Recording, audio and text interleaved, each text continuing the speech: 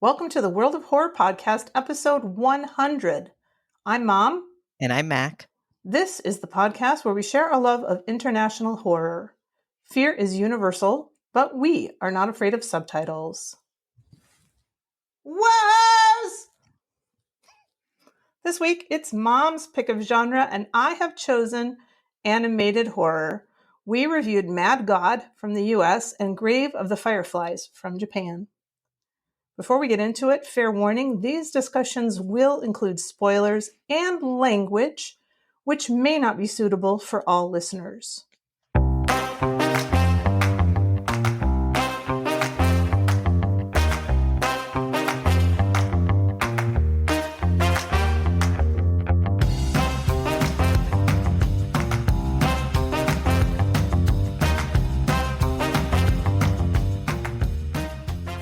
Let's move on to our first segment, Mom and Mac Chat. Hi, Mac. How's it going?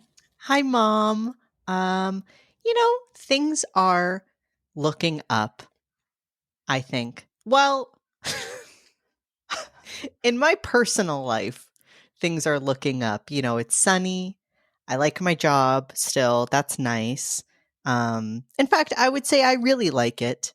Even when I have lots of stuff to do, I don't really care. And Branwyn is energetic and sweet. Alan is great. The state of the world could not say the same.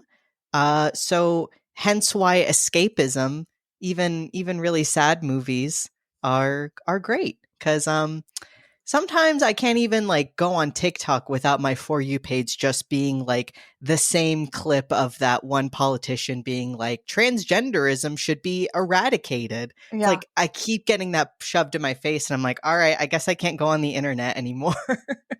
Yeah, I have, I'm usually on Reels Mm-hmm. on Instagram, and I mostly have people talking about how, I don't know, there have been 400 bills, introduced this year against transgender rights. And it's just I want to get past this part of history. Right? It's just leapfrog past this part. Yeah, it's exhausting to live through. Yeah. Yeah. I mean, I can only imagine what it's like for you, but it's, it's even exhausting for me. Yeah. And it's just why are people so fucking awful? Yeah. I don't get it. I mean, I get it, but it's frustrating and sad and disappointing and yeah, exhausting. That's a great word. Yeah. I've learned, I saw another historical TikTok today that and I've heard something similar to this before in a class, but it was interesting laid out. It was just talking about how truly the idea of the gender binary in itself is just a super white supremacist ideal. And even you can link back to fucking phrenologists who were well, white people, it's great that we can reach such a sexual dimorphism. That just proves that we're better, basically. So it's it's rooted in evil. It's just rooted in horrible ideals and the fact that I don't know, somehow so many people are still brainwashed into just thinking that is the only right way and anything else is wrong. It's just y'all, you are sipping on some gross shit that was made up. It was made up to subjugate others, and you're still subscribing to it. And even the TERFs, yeah, just it's insulting to women, what TERFs do, because cis people can now face the effects of transphobia, there's so many cis women who have been targeted because they don't look like cis women. So it's it affects us all. Yeah, it does. And I don't understand I do understand people being afraid and people not wanting to admit they're wrong and all that kind of stuff. Yeah. And when you point out the hypocrisy in people's, viewpoints and stuff, that's embarrassing and all that. But I mean, I don't know. I guess I'm grateful for the way that I was brought up in a way. Usually I'm not, but in this instance I am because um, I was taught to question authority and also to, investigate things, in a kind of scientific way and to believe scientists and stuff Yeah.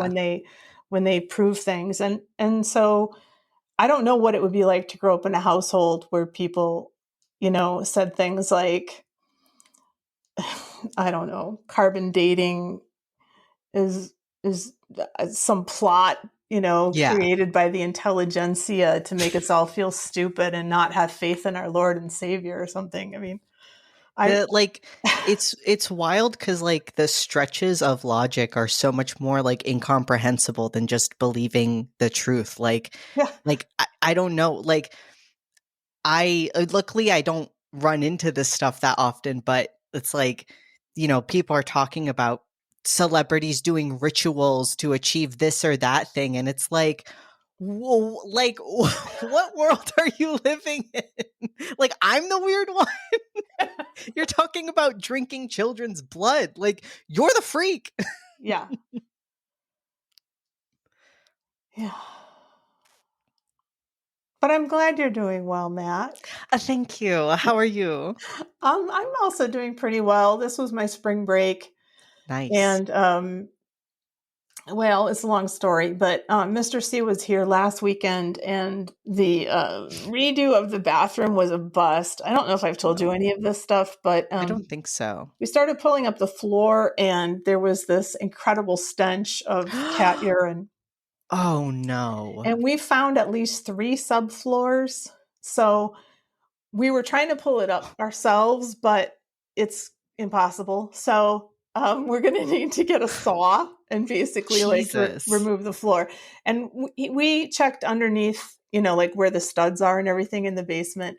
And it's fine. It's structurally fine. But it's like so frustrating. We basically just lost a day, like Mhm. first just trying to get rid of the smell through various methods and then trying to pull up this floor. And then he wrecked his back, Oh so no. we had to stop anyway. So he's coming back in a couple of days, and we're going to try to do that. But that was basically all of last weekend. It Oh was like no. super frustrating. But then I've gone for a walk every day, and I've Nice. done some art. I don't know if you saw it on the Oh, Instagram, I haven't but seen it yet.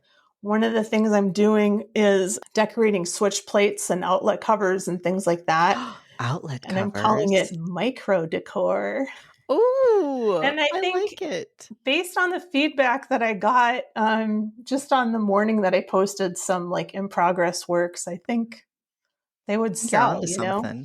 So Yeah. I decided to do my house first and, Nice. sort of learn how to do it and what works and what doesn't. I love that And so then, much. yeah. So, I'm I'll take a look. I want yeah. some outlet covers. Oh, yeah, for sure. I don't think I'm allowed to do that, but they'd be easy to replace. Yeah, they're pretty easy to take off. Yeah. And if you just give me the colors, I can make you some. Yeah, so that's been pretty fun. And then I got into The Last of Us, and I've watched Oh all but yeah. the last episode, which is out tomorrow. My friend Madison told me to get into that. I think you would like it. It's real good, and episode 8 is super good. And Mhm. I'll probably watch it tonight again. Nice. Yeah, Do you I'm, like Pedro Pascal? well, he's great, but I'm really impressed by Bella Ramsey, and Mm. I don't Mhm. really know her, but I think she's probably new. she was she started on Game of Thrones at 11, Oh, and Jesus. she's 19, I think, now. Wow. I know that because apparently Leonardo DiCaprio is 45 and he's dating a 19-year-old. And that's the age gap between Pedro Pascal and Bella Ramsey. So Can we lock up Leo? He's the more I learn about him, the less I like him. And like he needs to be studied because this is some weird pathology. Like the fact that he always breaks up with them once they hit 25, 26. Like throughout the whole course of his life. Like, this needs to He be. can't be the only one. I mean, I'm sure that's something that, you know, certain men and certain women do, I'm sure. It's just, oh man, speaking of certain men and certain women, I have to tell you about this reality show. Did I Okay. tell you about MILF Manor? I don't know. I've said this to multiple people. There should be a Geneva Convention for reality shows. And I mean, I guess it would just make it so that all of them get thrown out, because maybe Yeah. they're all unethical, but this one takes the cake, perhaps. Okay, so here's how the show is. The show is that there's a group of mothers, older. They're all at least, like, I think the youngest might be like 36 and the oldest is 60. And then there's a slew of younger men. We could maybe call them boys. Oldest being like 30, youngest being like 22. But here's the twist that they did not know. The contestants did not.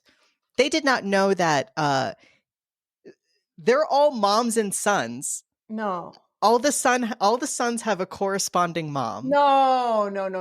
And this was revealed to them, like it was a Love Island-esque, like the women were standing there, the boys were behind like a screen, then they lifted it, and then all of them were like you could see the shock visible on their face. Oh my God. And so the moms and the sons have to share a room.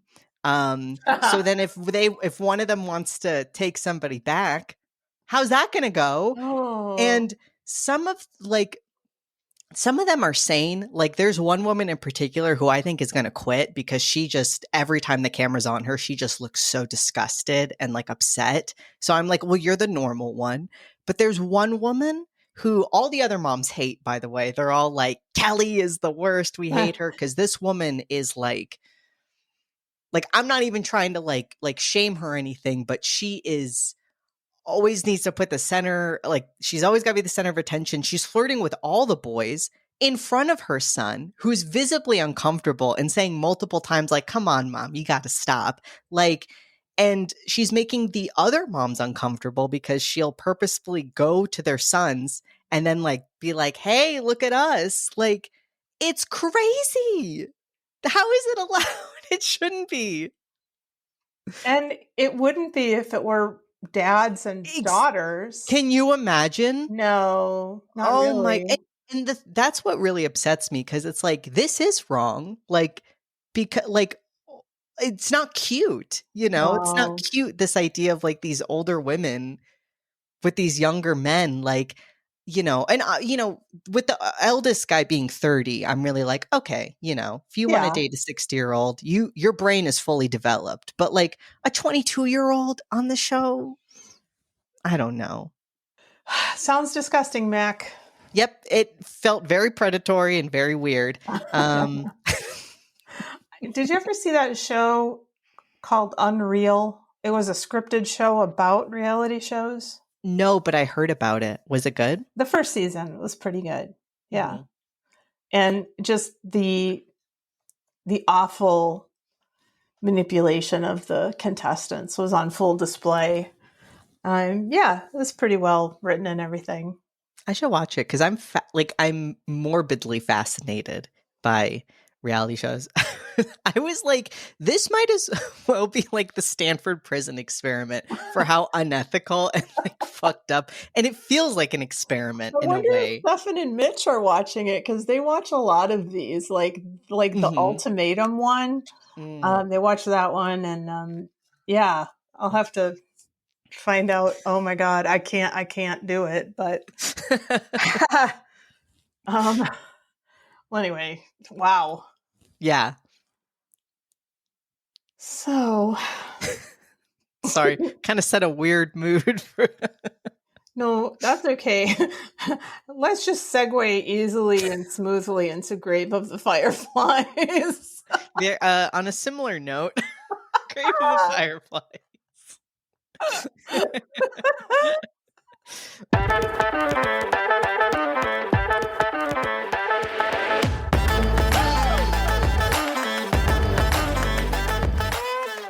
So this movie is very special to me. I watched it with you when I was very young, and it was the first time I ever had the idea like, oh, history is like totally subjective. Like I had never had that thought in my human brain before. And watching this was the first time I thought, oh, like if they're America's enemies, they're still people too. And it's wrong. Very, very important movie to me. But Matt, anyways, can it, when yeah. when we watched it together, had you seen it before that? No, I don't think so. Oh, wow. Okay. Yeah. And I think you were about 12. Does that sound right?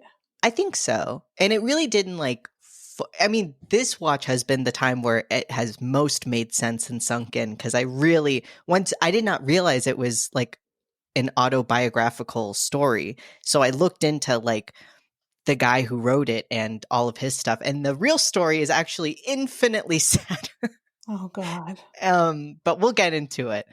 And I just think this movie is so interesting because I watched it first through an American lens. And I think a lot of Americans will do that. But when you hear his side and how he views it, as well as the director, I feel like it displays the difference between at least maybe some surface level stuff between Japanese and American culture. Anyways, so Grave of the Fireflies, here's a brief synopsis. A young boy and his little sister struggle to survive in Japan during World War II.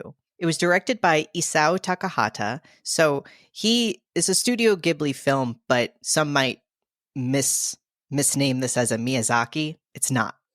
It's a Takahata. The screenplay was also by Isao Takahata, based on Grave of the Fireflies by Akiyuki Nosaka.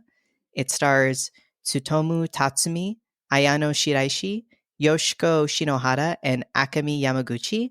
Cinematography by Nobuo Koyama. And it was released the 16th of April, 1988. Running time, 89 minutes. Mom watched it on DVD. And I gotta say, that might be the best thing because my dumbass went to voodoo.com. They said language was Japanese. It wasn't. Wasted $4. Could not find it anywhere except when I found it on YouTube. 240p quality, but it was subbed. So Oh, wow. DVD is the best choice. So we begin. The main characters, the older boy, he's 14, I believe, Seita. And then Setsuko is his little sister who's 4? 5? Yeah, 4 or 5. Yeah. So we begin with the ghost of Seita telling us that the date of his death was September 21st, 1945. We then see a dirty, undernourished shell of a boy slumped over in a train station. And just the attitude of the people around him is just very apathetic. Like somebody says like, oh, like those tramps, those street tramps, clogging up the way. And he's clearly a child, and dirty. So he's just been kind of completely forgotten by the world around him. His last thought is of his sister Setsuko. They're reunited, the ghosts of them on a train, and he gives her prized fruit drop candy tin. And over the beginning titles, we see them alone on a train. And when they look out the window, the sky is illuminated by falling bombs. So this takes place during the firebombing of, the different residential areas of Japan. I think it's Kobe, right? Yeah, Kobe. So we flash back to an air raid. Seita is burying some pickled plums and other items as their mother heads to the shelter. Setsuko climbs on her brother's back. Seita grabs Setsuko's doll and his father's photograph before he and his sister are caught in a firebomb. And when he looks back, he sees his neighborhood burning. And, he's having to avoid people running around and flames with his sister on his back. And most of the horizon is obscured with smoke and flames. It starts to rain, and Seita remarks that the rain is black from all of the bombing. The city has just been completely leveled, and he says, look, it's all gone.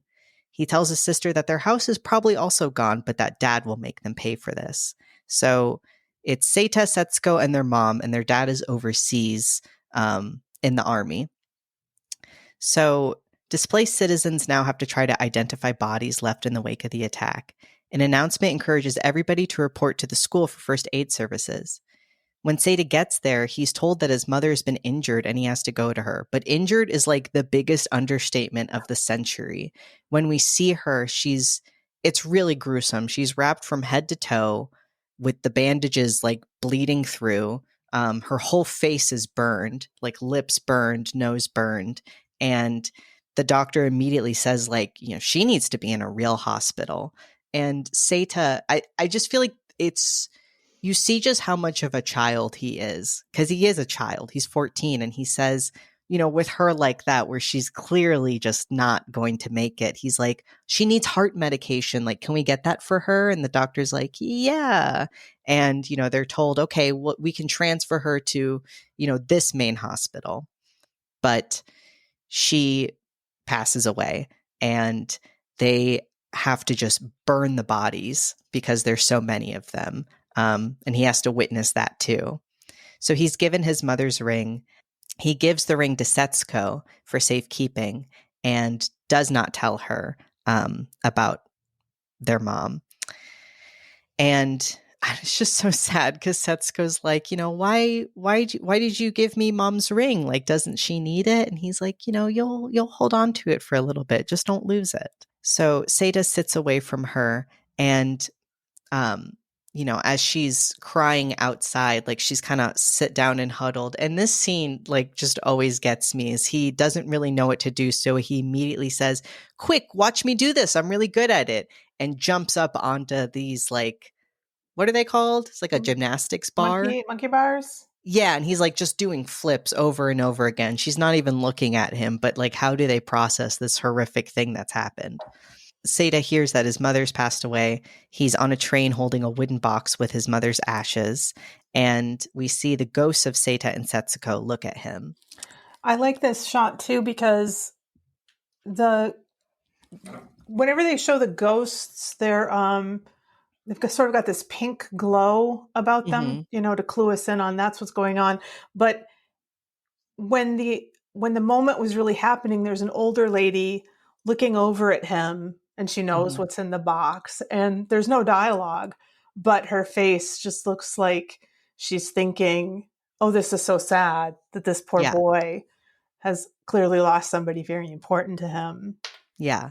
But there's also there's no comfort either. And we do hear from somebody earlier, like, we hear from some random people like, yeah, I lost my house, but I mean, everybody lost their house. So I'm not the only one. And there is a sense of like, okay, well, we just need to move on. Like, we just need to get back to work and get back to restructuring, which was the emotions at the time. And I feel like is part of and obviously I'm not Japanese, so, if I'm completely wrong, like, let me know. But from what I've read, it seemed like, it's not really like, it's not fair. It's not time to cry. It's just time to work together to rebuild Japan is the vibe.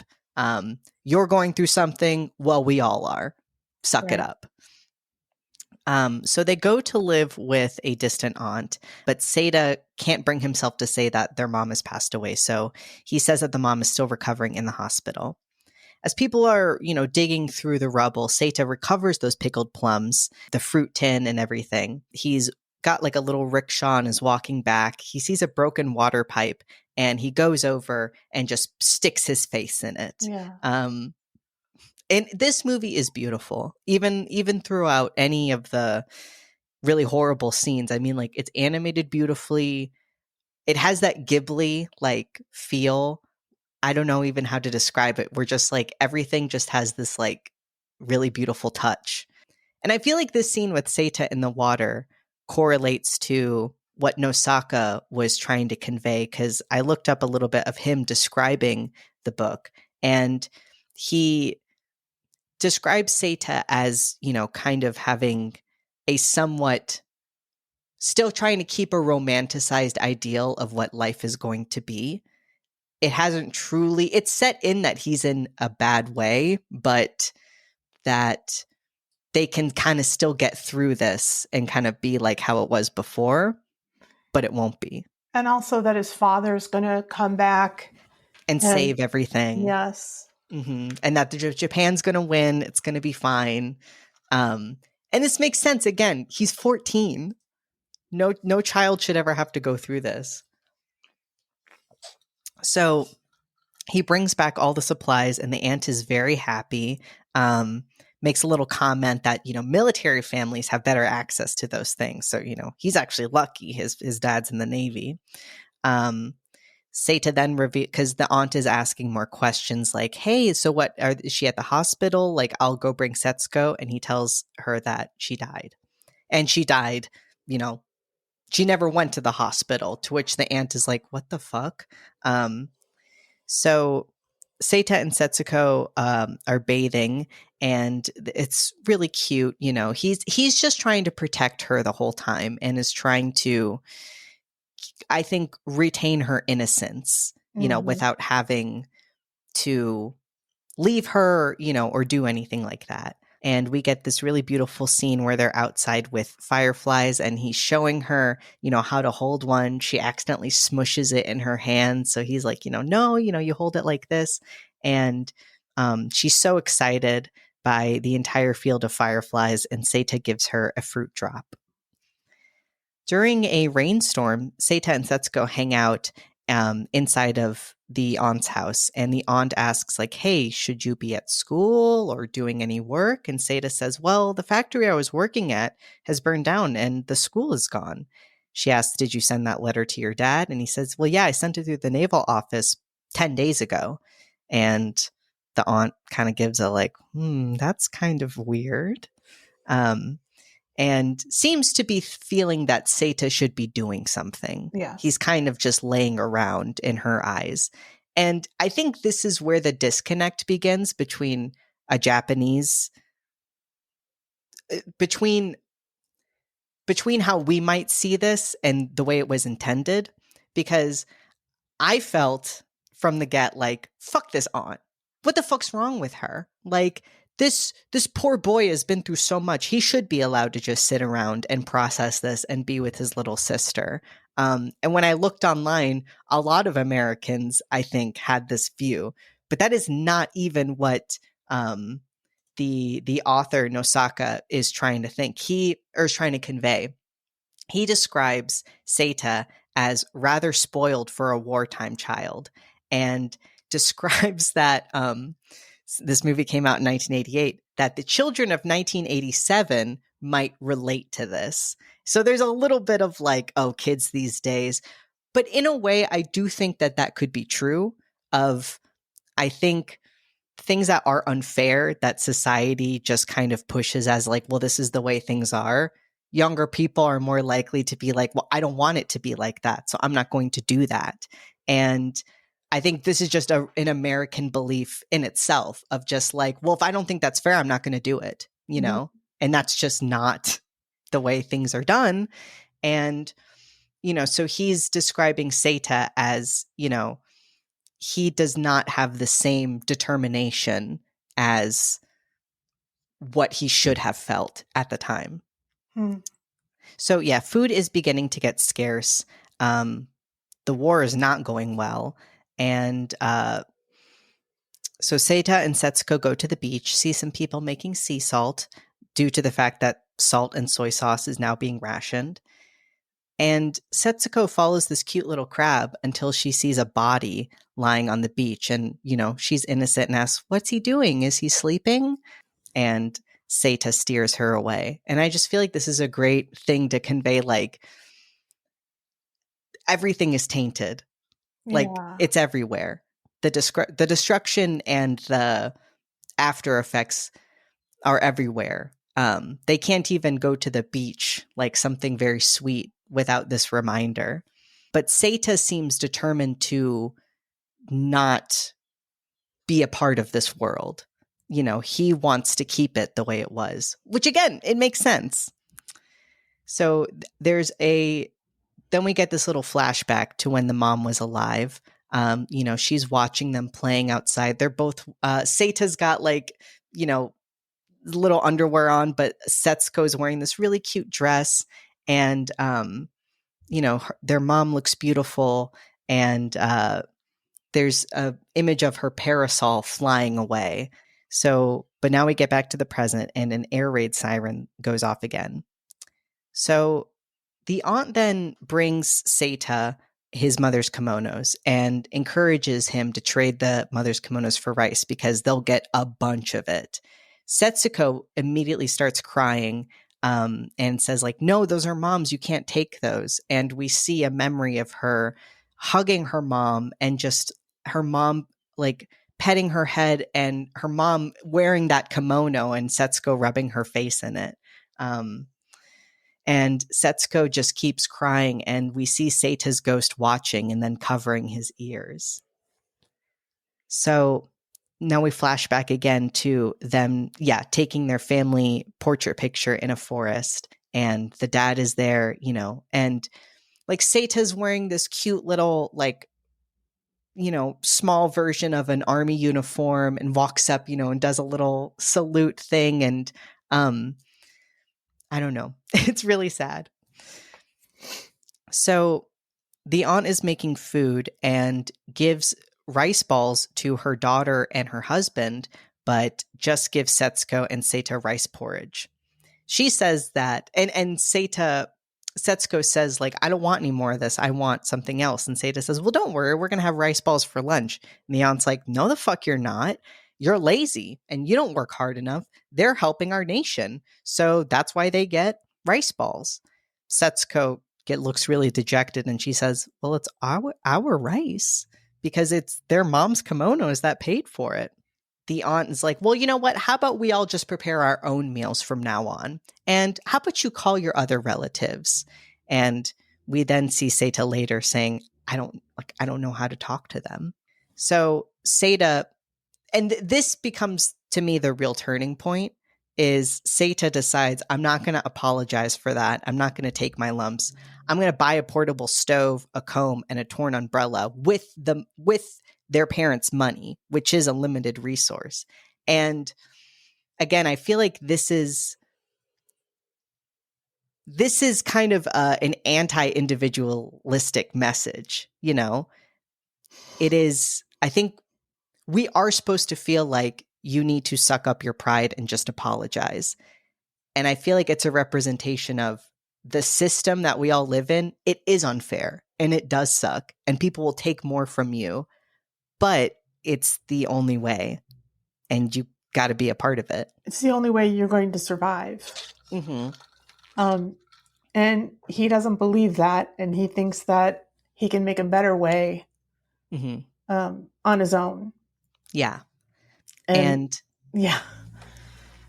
Nosaka, I really thought this was interesting because the story is a little bit, it's not exactly an autobiography. It's actually quite different. Even what he put in the story is different than kind of how it happened in real life, because he wrote this way later in life based off of the overwhelming guilt that he had from the death of his little sister.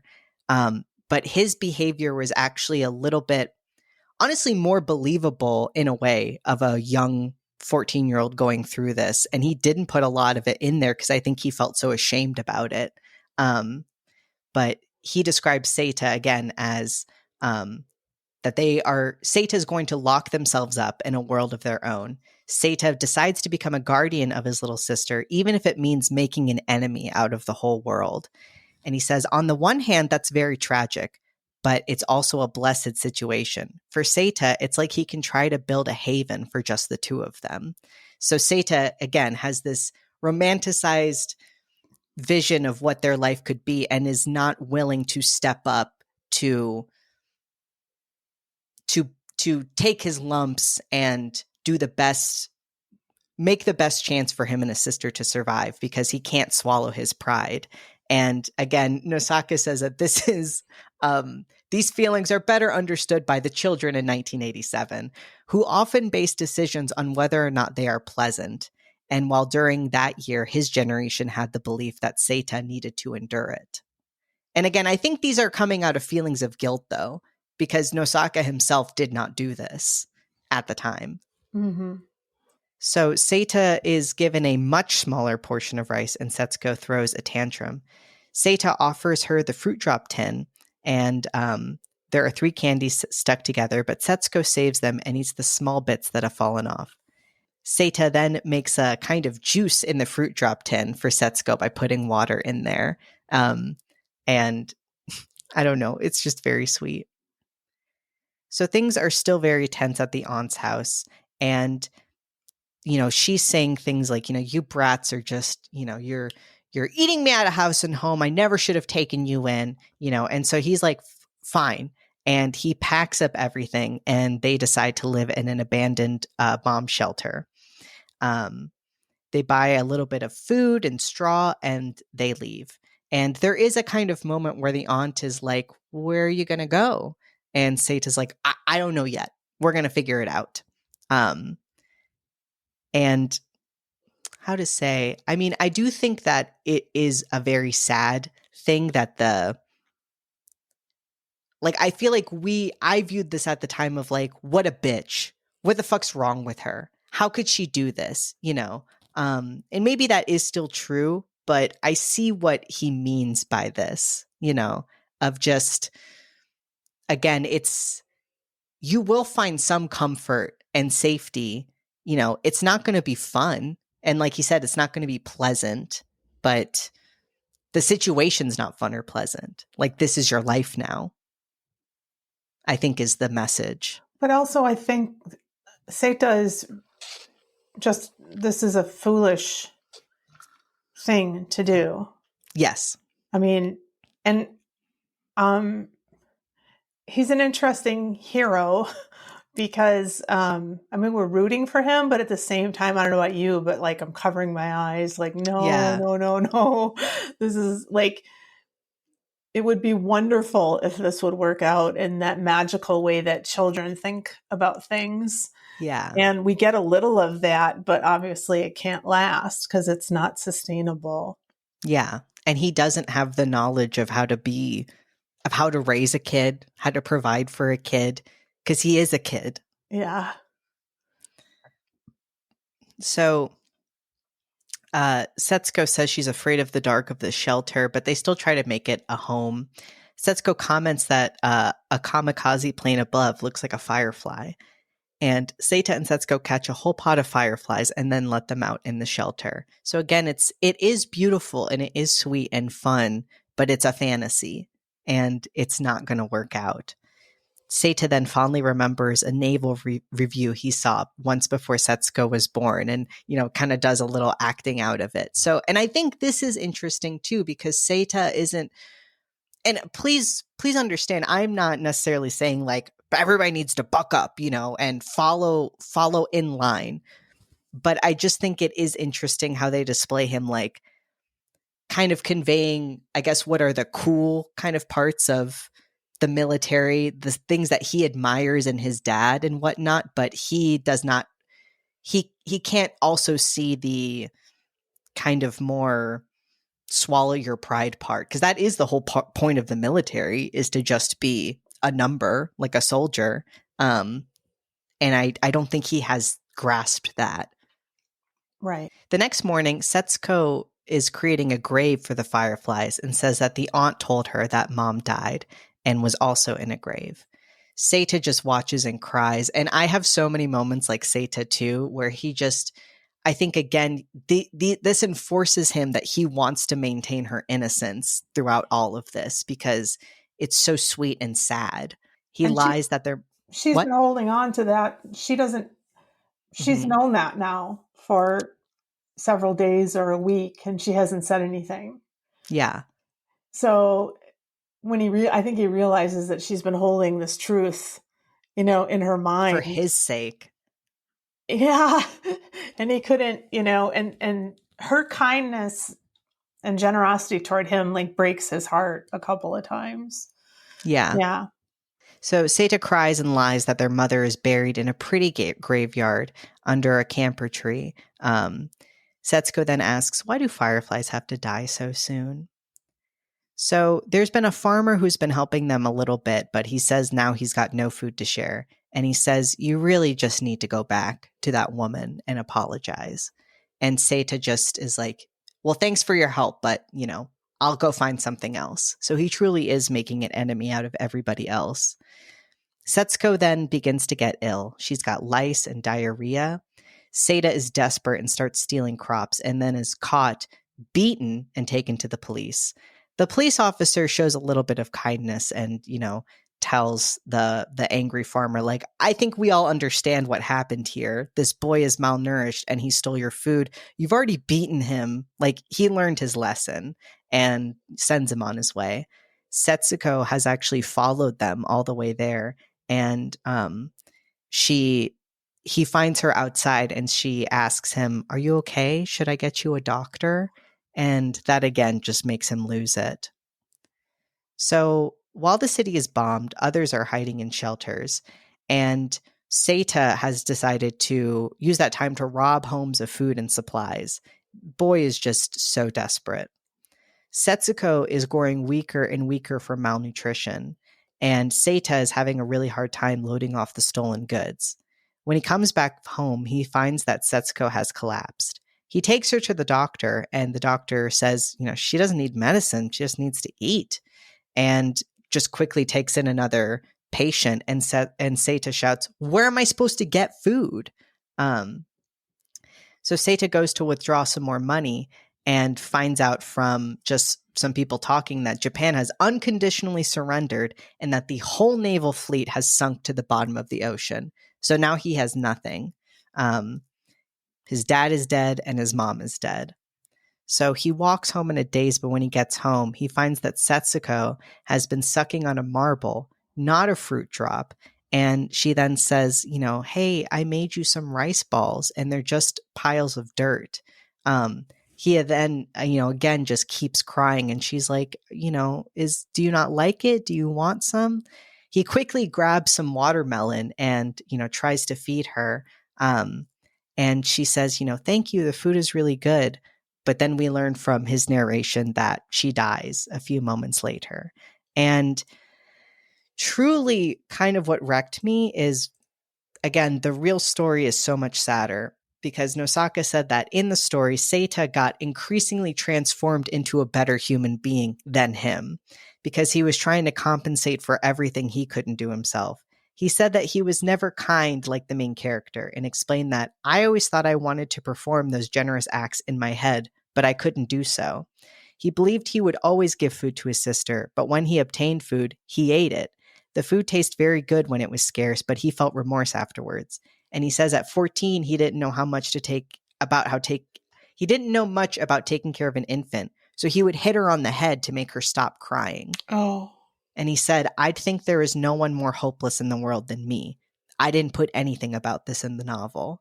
And he then describes that the ending, her passing away, is exactly how it happened in real life.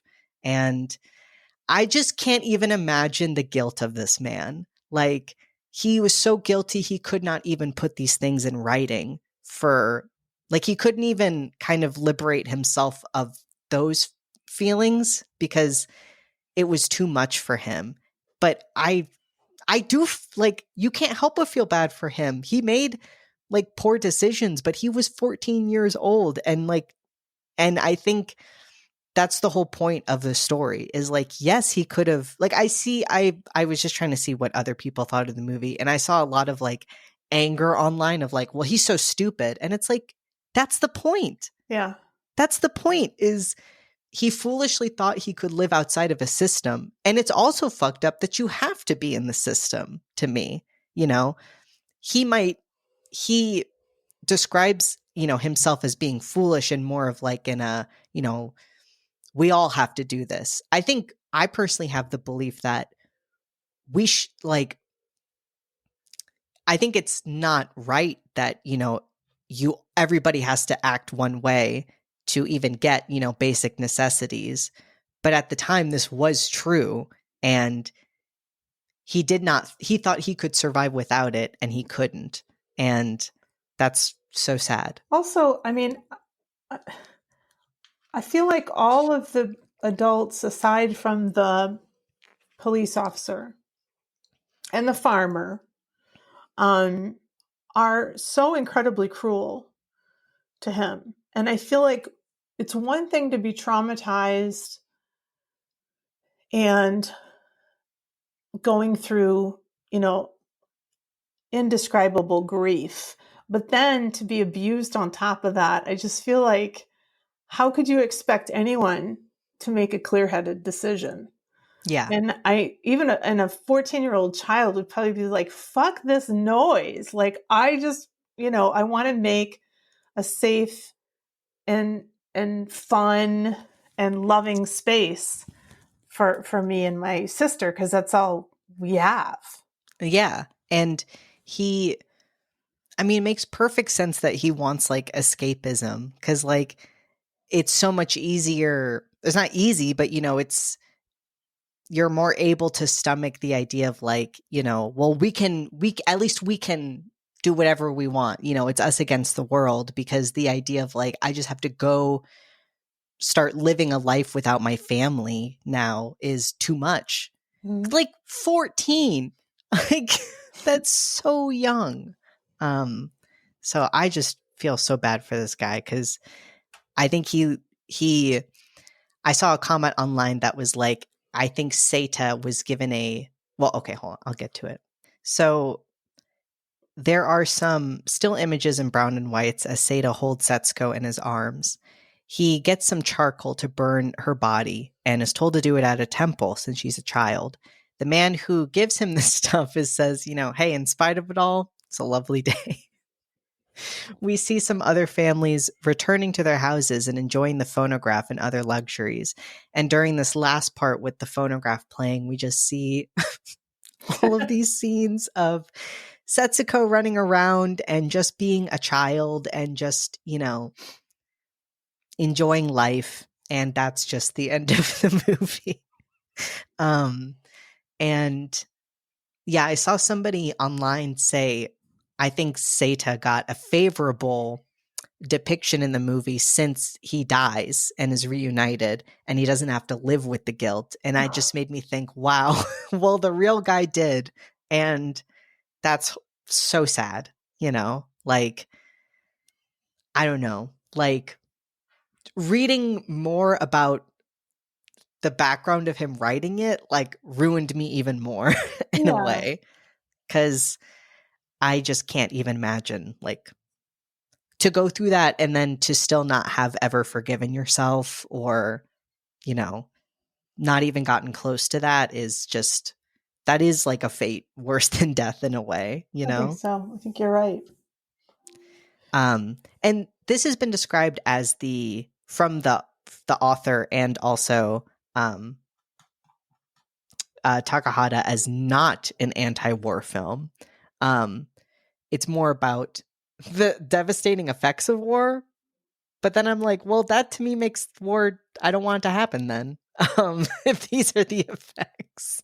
I would consider it an anti-war film, personally. Me too. I mean, when we watched it, and I didn't know what we were getting into at all. And I feel like Surprise! looking at a lot of Letterboxd reviews, it seems like other people, had that same experience. And I'm a different person now. I mean, it's Mhm. 15 years later, but I think I cried for 15 minutes after. And it wasn't this story. It was the idea of the devastation that we cause each other when we go to war with each other. And Yeah. lives are destroyed. And And I certainly took it to be an anti-war film.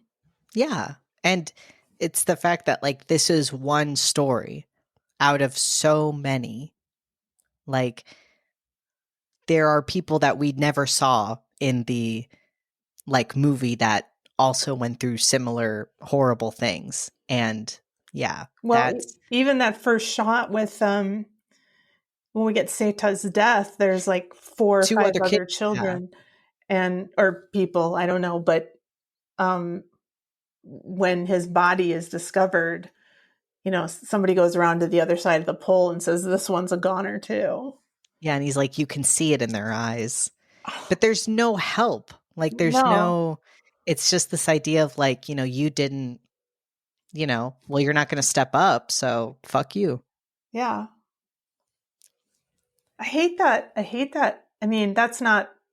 a Japanese thing, or I mean, that's No, like no, a no, of course human. not. Certain humans take that tack, like, well, there are winners and losers, and you're a loser, and Yeah.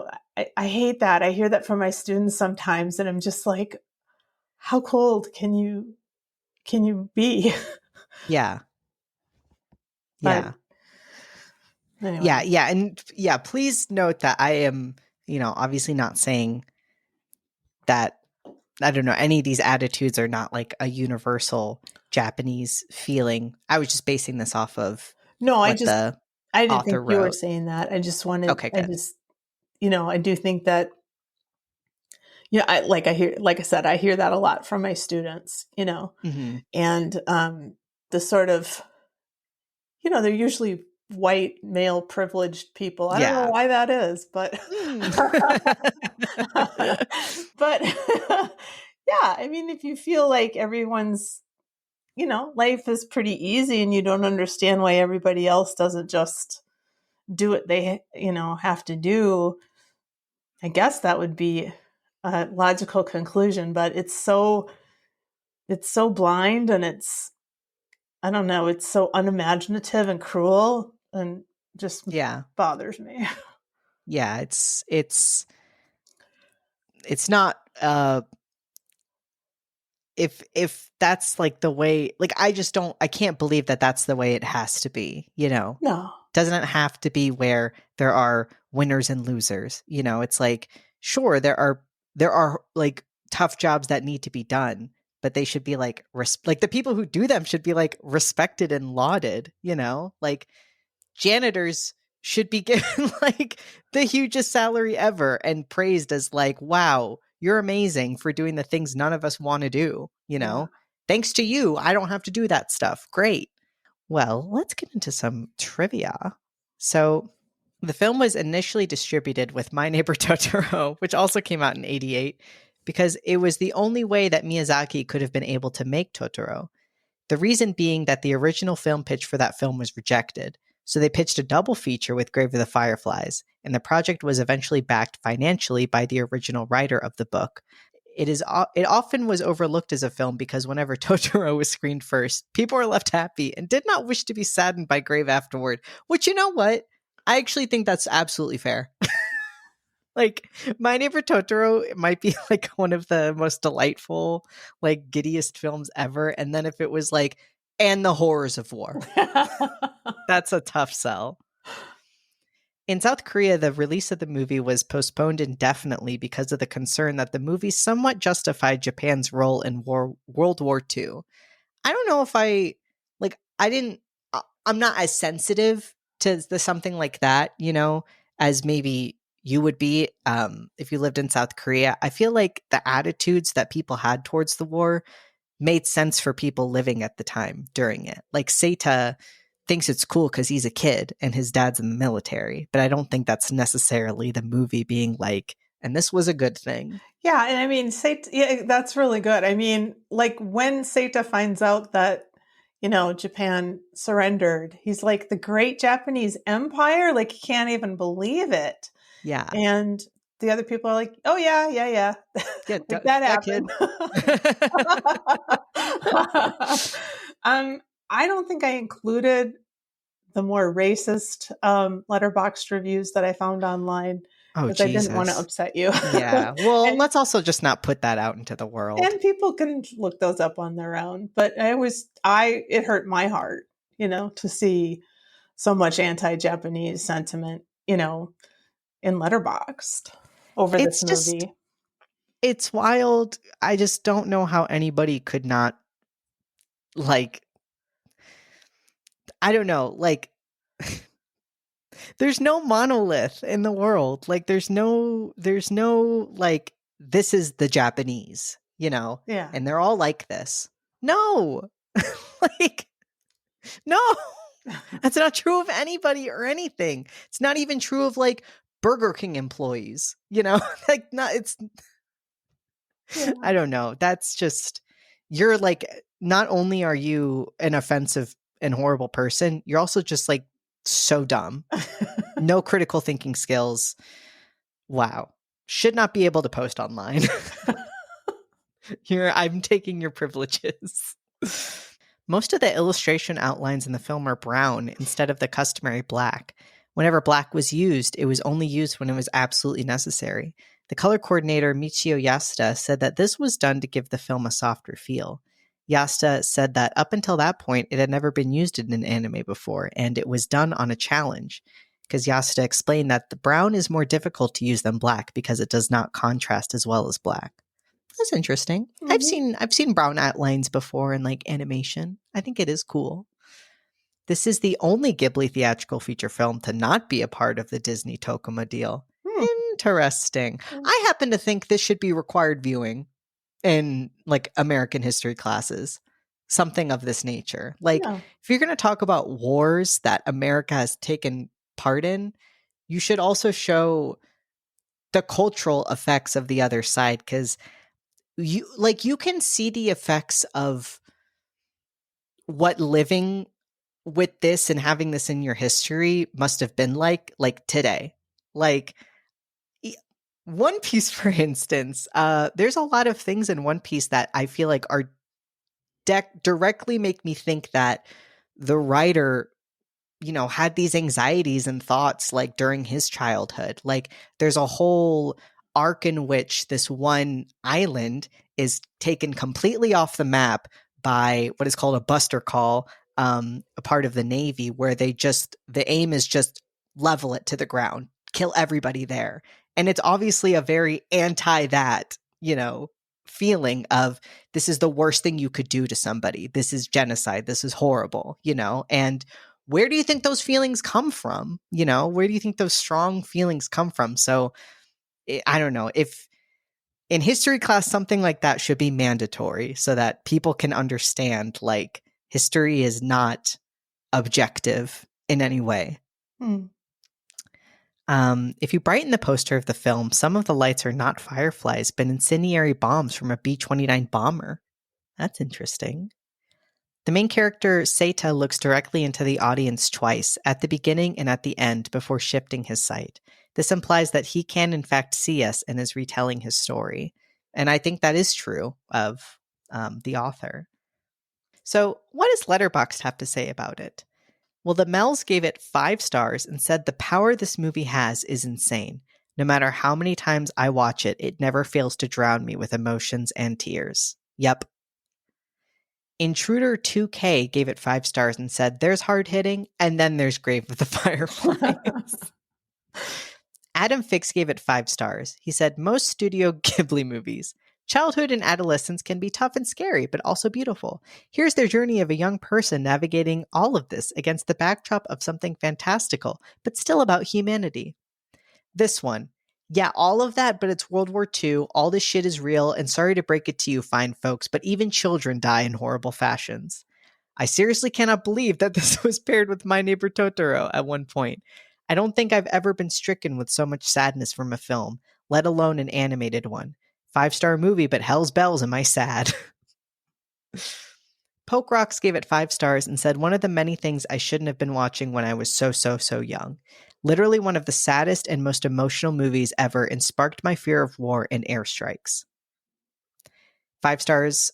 Adnan gave it 5 stars and said this film was actual emotional terrorism. Good. It should be. Ziggy S gave it 5 stars and said, I have watched this movie 3 times. I cried 4 times. That reminded me of me, just like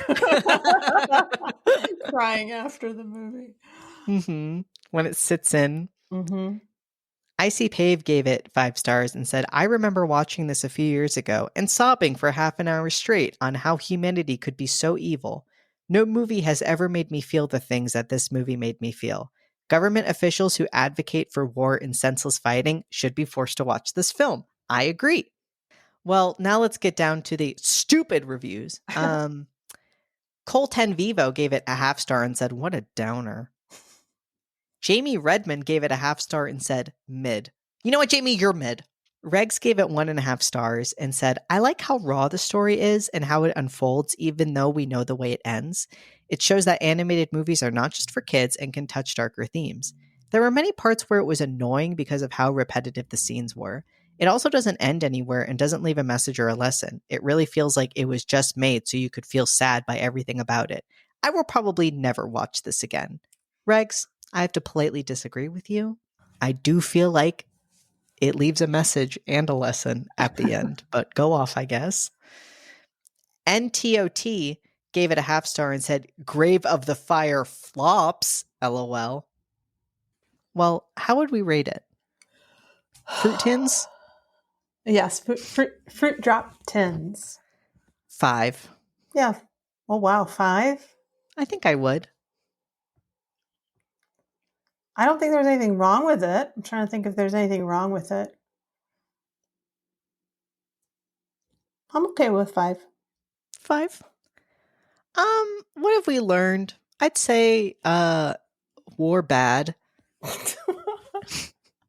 Community good. Times can be tough and everybody might have to come together, but maybe let's give some emotional support to the children. Like 14 is still a child. I think we have learned that. And I don't know. So my dad was born in 38. My mom was born in 44. They're both in another place now, but I feel like they were brought up in this with this idea that there's no such thing as children for one thing. Yeah. And yeah, life's tough. Get used to it, kind of thing. And yeah, I do feel like we've grown from that. And yeah. I think that's good to recognize. Yeah. I think that we know what PTSD is and how people need to recover from trauma and, things like that. And I do feel bad that, it kind of, that a lot of people had to go through such a hard, rough life, I guess. Yeah. And I know some people still do. I'm not saying that, it's all peaches and rainbows and fuzzy teddy bears, but I'm just saying that I feel like as a people, we're getting smarter about emotional health. Yeah. The conversations are being had more. And I feel like we're seeing that. Like anybody who tries to it's like the weirdest flex to be like, yeah, I'm traumatized and I am stoic about it. Like, okay, cool. Like, like there's so many things that we know now are linked to, having a traumatic childhood or being abused and whatnot. Yeah. And that can show up in not only things that are harmful to your own self, but to other people. I think we can clearly see that. So yeah, it would be great if we didn't do those things anymore. I think it's so sad when you hear about, I don't know, when you hear about somebody committing a horrible act and it doesn't excuse them, but when you hear about the horrible childhood that they had, it's like, okay, so we know this now. We know that this can lead to this. Yeah. Do you want to make sure this doesn't happen again? Okay, I have an idea. How about we make sure this thing doesn't happen again? But we refuse to do that. It's so much easier to just think, well, there's just good and there's bad people. And that's just not true. Would we watch it again? Yes. Not right Maybe in away. a little bit. I watched it twice in 2 days. I watched the Japanese. I just sat and watched the Japanese language one last night, and then today I did listen to the English dub so I could write the plot out. So I need a little space, but I would watch this again. Yeah. Do you have a favorite scene? Well, it's hard to beat the one with all the fireflies, inside the shelter. That's pretty beautiful. Even though it wrecks me, I do think that last scene is so beautiful. Oh, when she's playing hopscotch and all that, yeah. That especially when she's got the cape and she's just running around in a circle.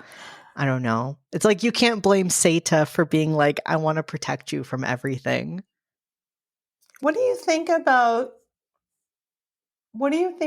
the storytelling device of him being a ghost and them being reunited, in the next world kind of thing?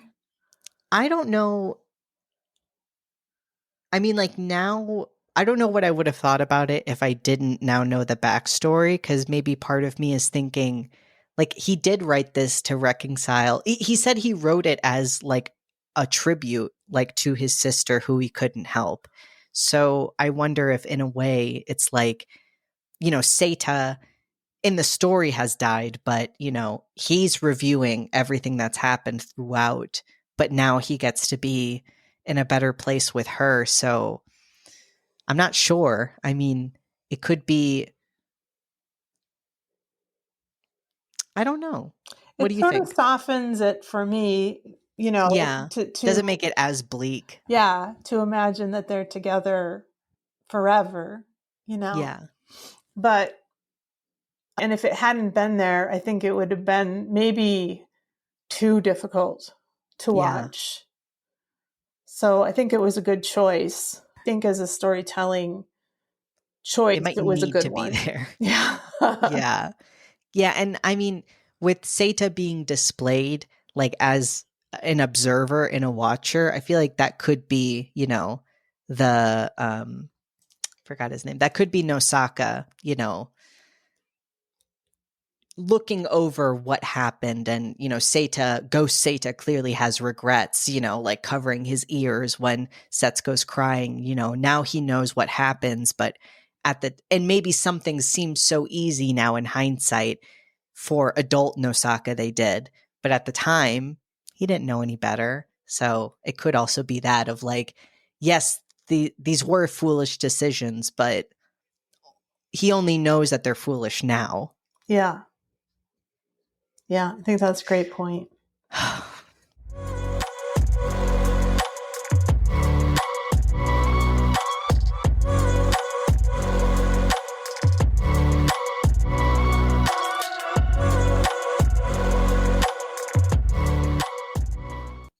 I've been excited to talk about this one because I don't think I looked it up after, but I don't know if I fully understand and want your take. Okay. Well, I don't know if I fully understand it, but I have some like theories, but I part of me was like, am I just trying to find like too much into this? Because I remember when we watched House, the Japanese horror movie, the whole time I was trying to find meaning. And then I found out that the whole story was written by the director's daughter, like child daughter.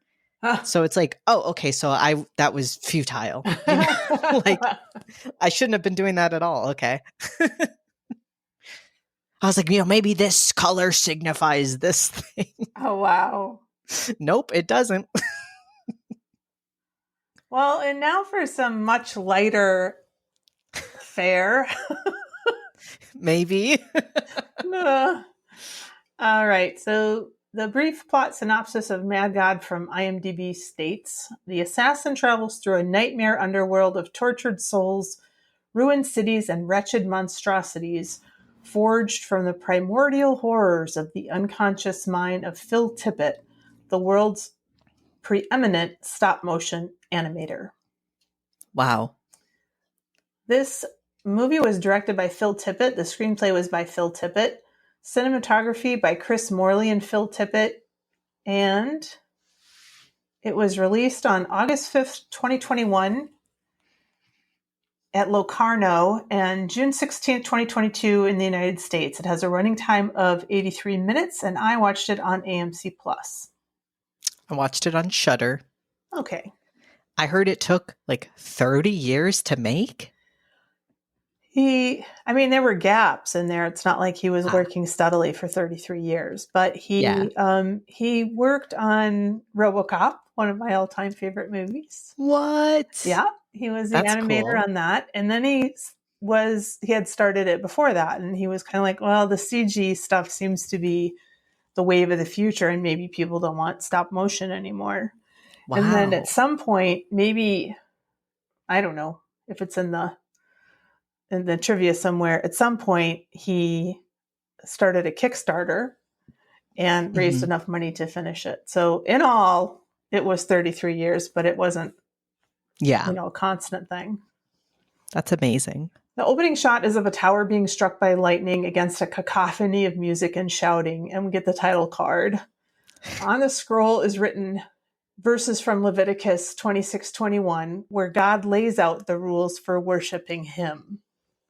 So right before what's written on the scroll is, if you worship me, things are going to be golden, rain is going to fall on your land and everything's going to be copacetic.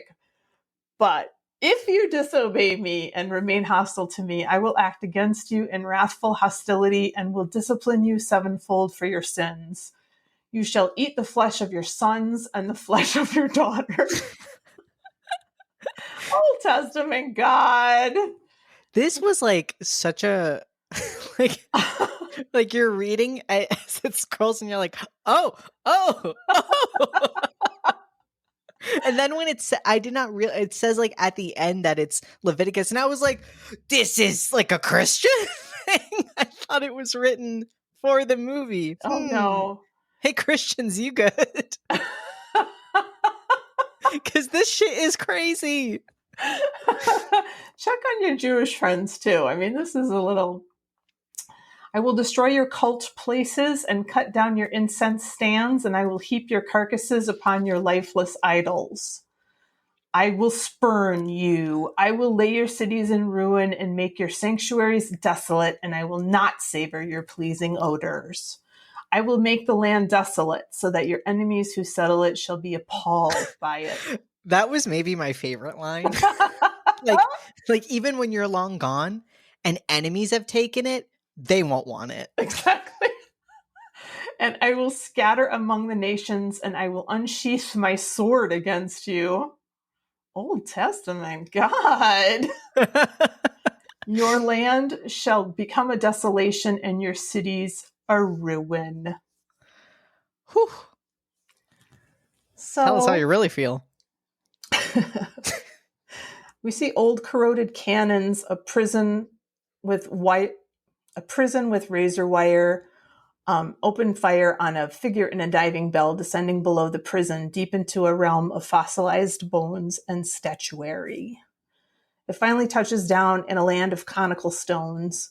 The ground is strewn with industrial rubble, and the figure walks slowly until he steps on some tiny gnome-like beings who are arguing. Kind of gave me Mulholland Drive vibes. Oh, really? The little people. Well, I only just thought of this just now, but they reminded me of the little old people. Oh, that's funny. Well, speaking of David Lynch, I'm bringing back What Would Winick Say About It in the Letterboxd section. Oh, hell yeah. Because, they definitely got some Lynchian vibes from this movie. The figure takes out a map and explores the landscape. When he uses his binoculars, he sees a house on a hill where people play the piano in one room and a man stabs a laughing woman in another. I love this scene. A worm-like creature traps and catches another creature, I guess. And then I love this creature.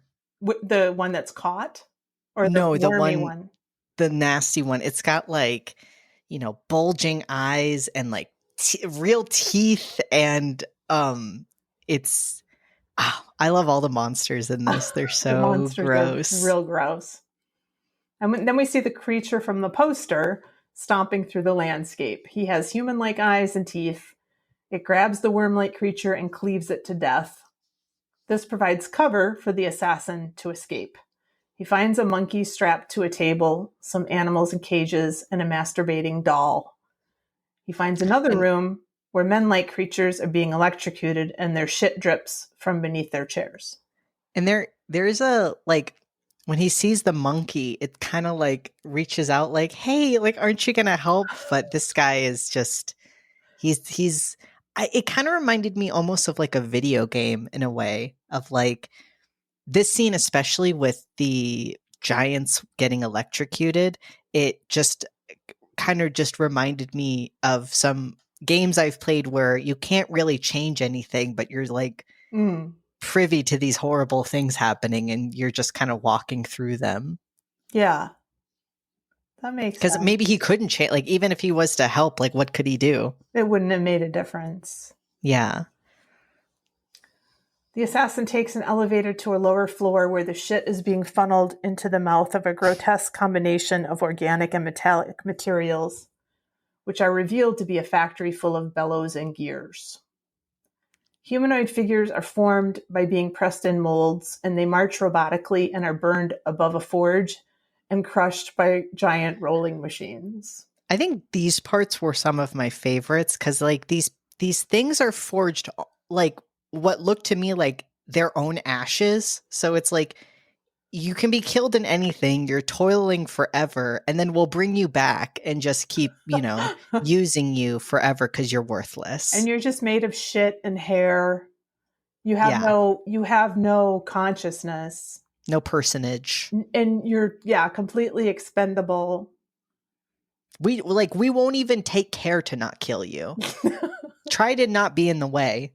Yeah, basically. Others work like slaves to erect huge metal slabs lined up like dominoes. Kind of really like 2001 vibes, with that monolith. One figure pushes a slab and they all fall, crushing the workers on the other side. Huge creatures that resemble slugs or walruses are tied down with chains, and their meat is cut away by the figures. Ugh. Is this like a vegetarian manifesto? I thought it was like it seems anti many things. Anti-capitalist. Yeah. Big time. But they're with the baboon reaching out for help, and we hear its screams, and then here with these creatures just being like meat just being sawed off of their bodies. I think it sees all of us as a part of, like, everyone's like a victim. Sure. But I think it's also showing the worst of us. I mean, the scene where the man is stabbing the woman, but she's laughing. Yeah. Is just disturbing. And it's chaos. Yeah. I think, okay, what could be, I didn't necessarily get like a vegan, like, vibe, but maybe it could be like, they're doing it in extra cruel ways, Yes. like there are hunters who, hunt and kill things to get food, but I feel like there's kind of a reverence in that. There's a way to be reverent when you're using a creature for something, but then there's how we do factory farms where they're just, in misery their entire lives. Maybe that's the difference, is like, these things are being kept alive and just used. Yeah. I'm down with that. A grotesque shitting creature is aroused, not like sexually aroused, but just sort of like wakes up when a baby babbling over a speaker catches its attention. Now, this grotesque creature is, wow, like bulging scrotal. Yeah. It's like everything awful. Huge breasts, and it just like shits, like projectile shits, like out of its asshole. And anyway, I gotta say, I obviously am not one to be against stuff that is grotesque. I like horror movies, I like gore movies, but I've never been at all interested in piss, shit, or vomit. That is a stretch too far for me. Like, I'm not saying you can't do that. You can do whatever you want. You can put anything you want in your movie. But sometimes I'm like, what is the switch that gets flipped for some people where they're like, you know what? I'm cool with this. It doesn't sicken me to even depict this. Like, I'm not a filmmaker. I feel like if I ever made a horror movie, those three things would not be a part of it. Even when I see in a horror movie somebody like getting scared and they're trying to show, oh, they're really scared and they piss themselves, sometimes I'm like, I didn't want to see that. No, I get it, but it's so, like I was telling you, like, did you watch this last night?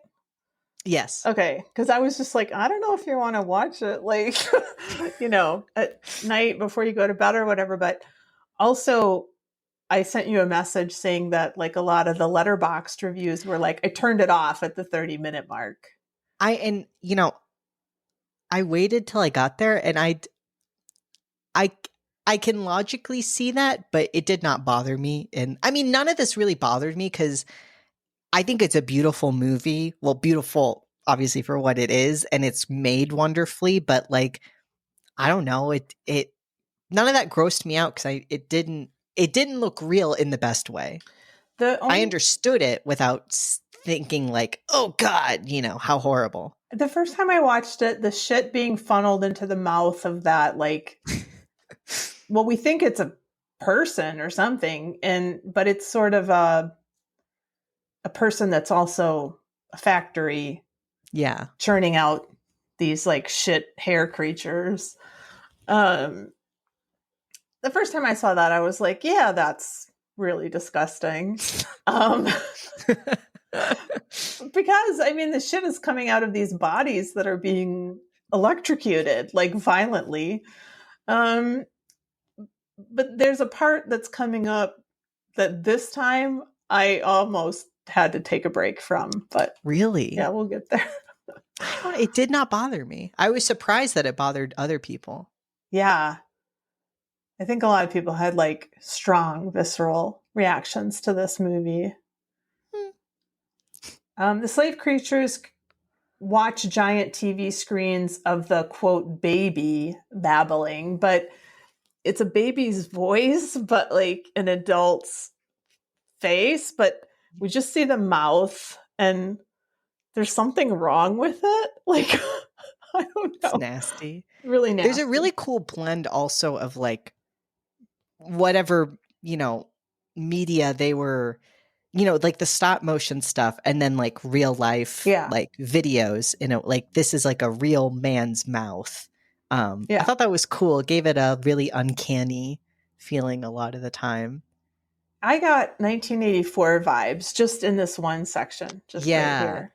This is very the heart of the anti-capitalist message of like all of us toiling away while the one who guides us all is nothing more than a stupid baby. Yeah. The assassin's map is disintegrating, and he is seen by one of the hair shit slaves. The assassin escapes down a chute as the shitting monster stomps on the hair shit slave being. They sort of have a moment where they both kind of cock their heads at each other, but then he's like, deuces, and he's out of there, and then the shit monster or shit being gets stomped on. In that moment, I was like, I kind of had my first inkling, like, are they similar? Do they almost share a similar fate? I think you were on the right track. The assassin descends down countless stairs until he arrives in a forest where there are mountains of suitcases like his own.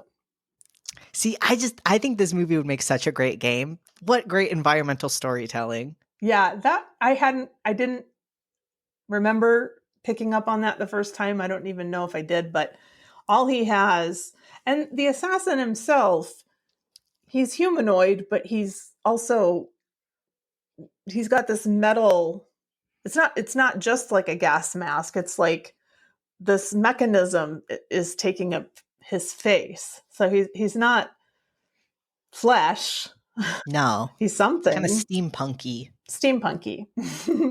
But also World War One-y. So yeah, kind of the creepy gas mask look. Yeah. He opens his suitcase, which is filled with dynamite, and sets a timer, but is then carried off by a dinosaur-like creature. This was kind of one of the only spooky parts to me. Like, obviously the movie's gross, but like I was really like, because there's so many great scenes of like, you can see it kind of far away moving. And then when it finally gets him, it like appears out of the darkness behind him. It was so spooky. It was pretty good. And it was kind of like a bird kind of dinosaur figure. Yeah. The assassin is strapped to a table, and while an audience watches, he is torn apart. We pan down a building filled with nothing but the bodies of other assassins.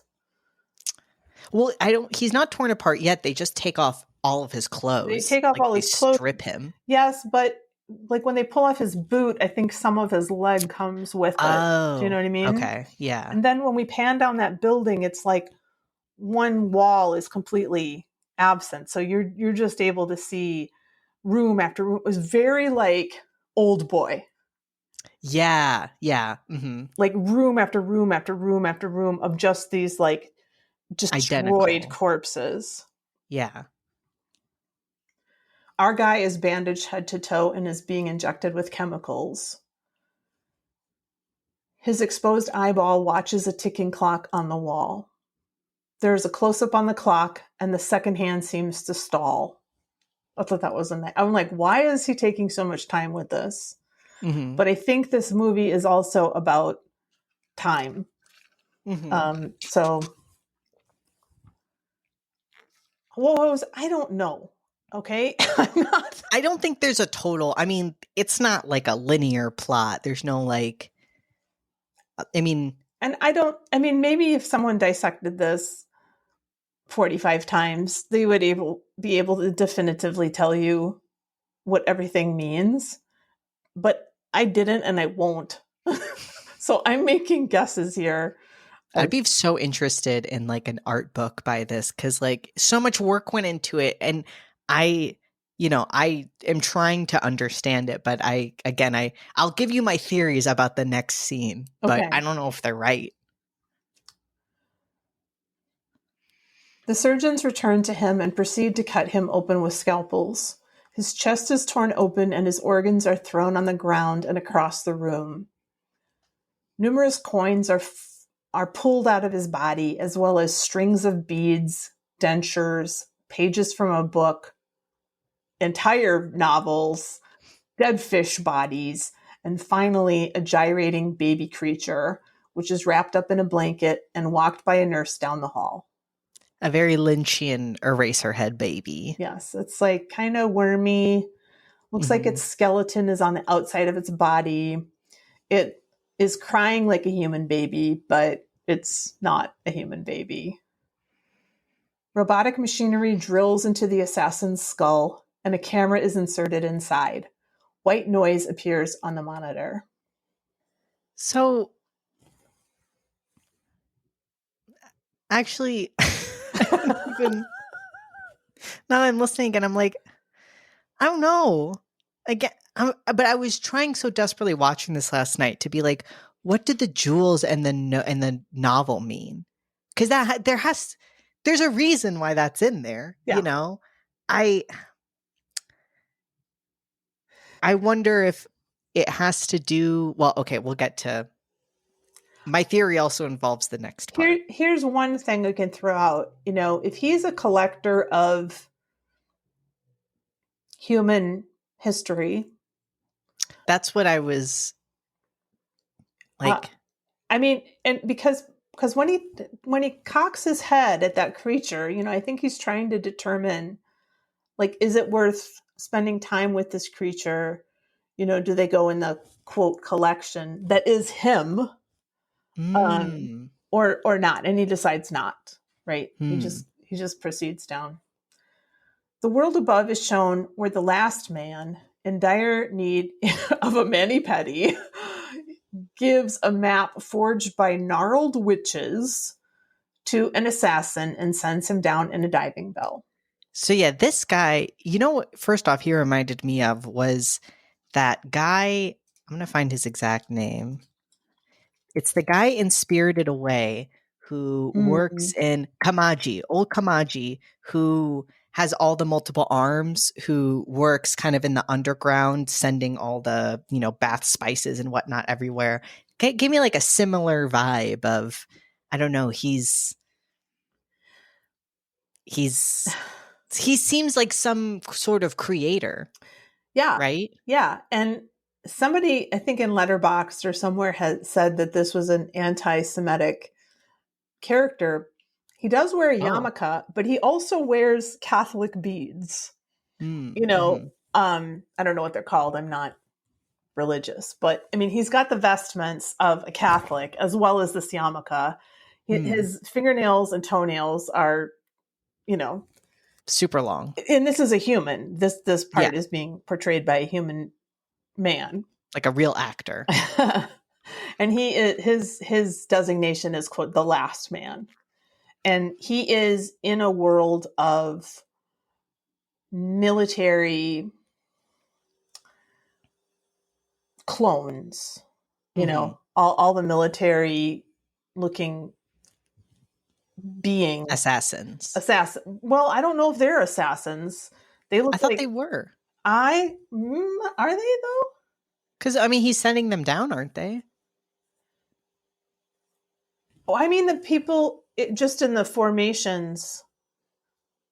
Are those assassins? I thought that they were all like cloned. That's why I was like, are those assassins very similar to the shit hair humans because they're like mass made? And he keeps sending them down. Okay, I thought there was a difference between the assassins and like the soldiers, Oh. But I'm not sure. I mean, you'd have to watch it again, and I don't know if I ever will.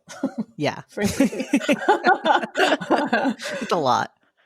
In the land of ruin, there is this squid-like creature that zaps people dead. I kind of like that guy. He was like bright orange, and he was like much larger than the other beings, which is like zip, zip, just like zap people. As well as a bellowing bull-like creature. And this creature shows up a number of times. And I think that, it kind of, I don't know if it has I think it has associations with like the devil, or like pagan imagery or something. I'm not sure. At one point in the sky, dragons circle overhead. Driving a motorcycle and then a jeep, the assassin follows the map through a munitions depot, a graveyard, and a war zone. On a sandy beach, there is a pile of scattered suitcases. He descends down a spiral roadway, which is just this like square, like maze that's like it goes down and down and down and down. Back in the operating room, the doctor switches off the monitor. The nurse brings the infant to a ghostly floating creature who escorts the children to an alchemist's lair. And this creature is pretty great too. Yeah, that guy's really cool. So gigantic, black, floating. Floating. And it has that, what's that called? That mask. Oh, yeah, the plague mask. The plague mask. doctor mask. Yeah. There's this cool bit where the floating creature travels through this wall, and the bricks move out of the way to allow passage. It follows him for a pretty long time. I feel like just showing that like he can just completely move through everything. Yeah, it's very cool. It passes through this area of statues and into this palace guarded by bulls with glowing eyes. In these huge water tanks on the side of the path, we see protozoa and burning stone statues above. Giant monsters fight with each other and are then zapped with electricity until they are subdued into shoveling shit into huge mounds all around them. I like those two guys. I like those two guys too. They just have like these metal cages on their faces, and they're just fighting with each other until they're like stopped from fighting. The humpbacked creature that was zapping the giants now drops grubs into this land of brightly colored creatures, and a light-hearted kind of muzak melody plays. There is a scene of the troll/alchemist creature cleaning the laboratory. He's like dusting off all the bottles, and his face is like super like giant and like looks like, I guess like it's been stung by bees like a million times. Yeah, or like there are these huge like tumors or something, like these huge lumps all over his face, and like hairs growing out of some of the lumps and stuff. Ugh. The alchemist grinds the infant into liquid, then alchemically transforms its remains into gold. That's pretty cool. Because Yeah, I I'm thought that like, was pretty. what are you doing? What's going on? But then, turns the remains into gold like dust. This gold is then used to create a new cosmos, which undergoes the same cycle of evolution, civilization, and self-destruction as the previous one. In doing so, the clock in the assassin's bomb appears to somehow restart and complete its circuit. And that's Mad God. Yeah. Yeah. So,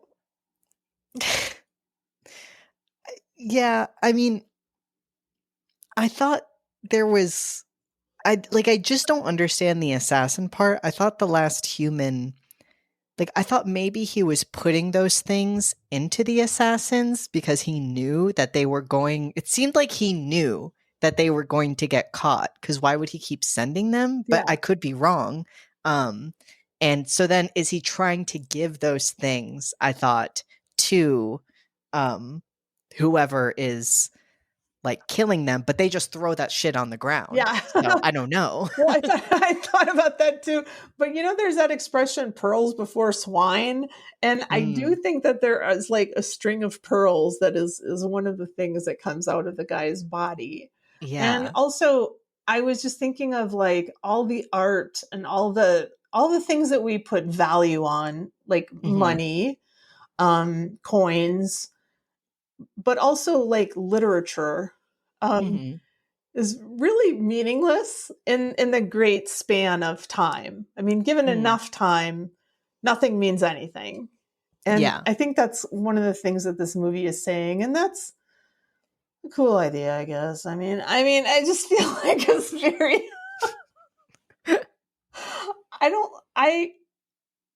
this isn't for me. Let me just say, it's not for me. It's cool looking. There are a lot of really cool images, and the creatures are cool. I agree with you that the interplay between live action and stop motion is very cool. But it's too opaque for me. And if all it's saying is people dumb, time more powerful than people. Yeah. Yeah. Great. I don't is there anything else that you Yeah, I tried to watch this movie a lot of times before we ever decided to do it, and then I never could get through it. And so then I'm glad that I watched it for this, and I got through it. But I think this is adds to our discussion of whether of movies being inscrutable, whether that's good or not. And I would say maybe, I know it's artistic, and I'm not trying to say artistic things that don't have a linear plot or anything are bad, but I do think this movie is pretty inscrutable. And even when looking it up and trying to see other interpretations, even those, I'm kind of I don't know if you're right. That doesn't, there was no moment that made me go, oh, that makes sense. Whereas even just taking Grave of the Fireflies, learning the background of it completely reinformed my view of it. And I don't know, I don't know what I can even say because I don't get it. And I don't know.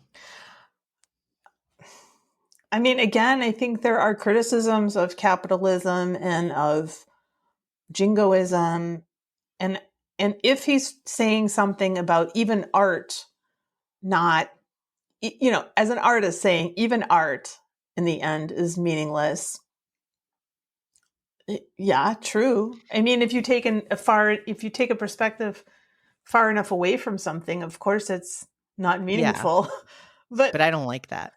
I guess I don't agree with that. Well, personally. And if you're saying that people are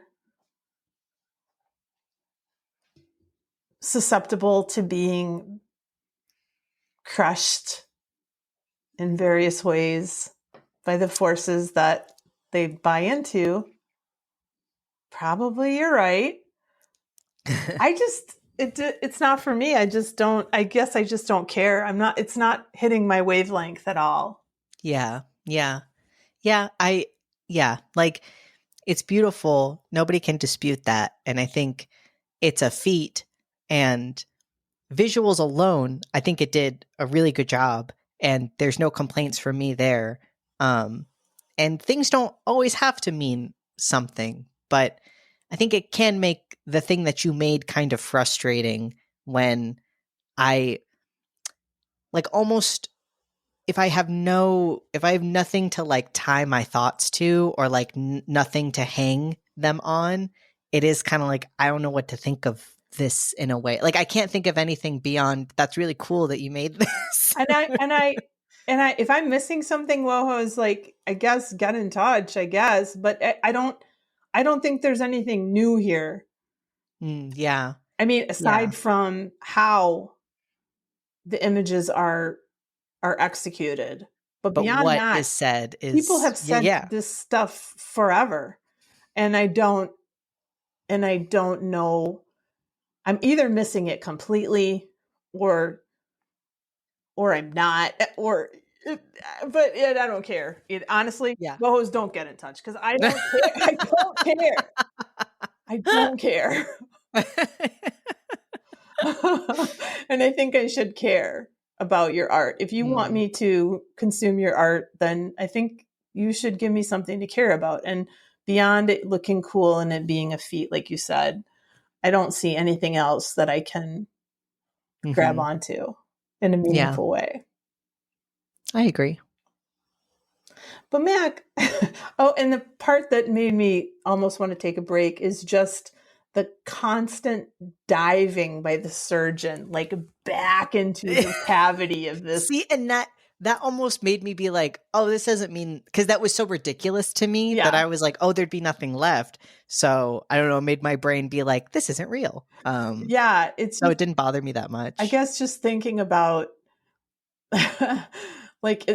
his guts just being like pulled out and just like thrown against the wall, and then diving back in to get more viscera out, and just that just got me this time, and I was like, gag, that's a little disgusting. But what phobia is that? I found a couple of phobias. We've got theophobia, which is the fear of God. We should all have that. Right? Now, look, if God is something I have to fear, I'm not playing. I'm not playing that fucking game. Come get me then. You need to scare me to get my allegiance to you? Fuck you forever. Yeah. Coprophobia is the fear of feces. And pedophobia is the fear of babies and small children. The idea of being like, get that thing away from me. These phobias, I'm sure if people have them, they must be like debilitating. But sometimes it's just like hard to imagine what that would be like. Yeah. Like you wouldn't be able to watch television or to go like coprophobia is scary. Well, you have to deal with that every day. Hey, listen. Maybe multiple times a day. According to Phil Tippett, lots of work on the film was done on Saturdays by students who wanted to get some filmmaking experience. The scene with the mountain of dead soldiers was done by melting thousands of little army men together on wire, and it took 6 people 3 years to complete the scene. See, it's like, and that stuff is like, well, maybe just watch this for the visual sights, and because that part was great. I started watching it on my iPad, and then I was like, I need to watch this on the TV to fully appreciate it. And like, yeah, nobody's disputing that stuff is amazing, and incredible. I watched this last year at some point, and I didn't really think about it too much. I was just like, just sort of let it wash over me. And then, well, I mean, I want to sound somewhat intelligent on our podcast, but I honestly, I think it might be a better experience to just watch it kind of with your brain shut off, just to watch it for the imagery. Around the first quarter of the movie, a robot's graveyard can be seen in the background of the character. Amongst the abandoned machines, an ED-209 from RoboCop can be seen. I missed it, but that's cool. Over the years, Phil Tippett released 3 short clips of this movie, which made up about half of the first 82-minute version that was eventually screened at various film festivals. Almost every last shot in this film was done in a single take. The original script was only 12 pages long.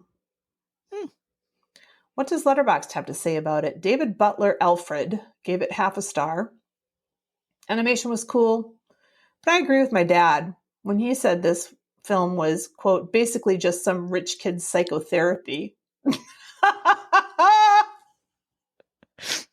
Quite fucked up, quite frankly. Grown Man Shark gave it a half star. Impressively made, doesn't matter, so fucking boring. I don't think it was boring.